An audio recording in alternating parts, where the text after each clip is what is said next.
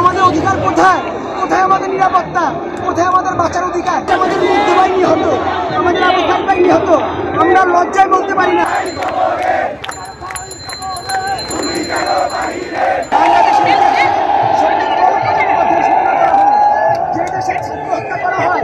যে দেশে মানুষ হত্যা করা হয়, যে দেশে সাধারণ নাগরিকের অধিকার খর্ব করা হয়, যে দেশে সহস্র উন্নয়ন করা হলেও বাস্তবতা মুখে দেশে থাকে।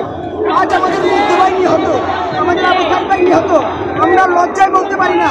আমাদের জীবনের নিরাপত্তা নাই, আমরা স্বাধীন জাতি হিসেবে লজ্জিত। আমাদের ভাইরা রক্ত দিতেছে, আমরা আন্দোলন করতেছি, কিন্তু আমাদের অধিকার কোথায়? কোথায় আমাদের নিরাপত্তা? কোথায় আমাদের বাঁচার অধিকার? কে শুনবে আমাদের আকুতি? এটা শুধুমাত্র ছাত্রদের আন্দোলন না, বাংলাদেশের শিক্ষক, ছাত্র, আইনজীবী, সাংবাদিক, সর্বস্তরের মানুষের আন্দোলন।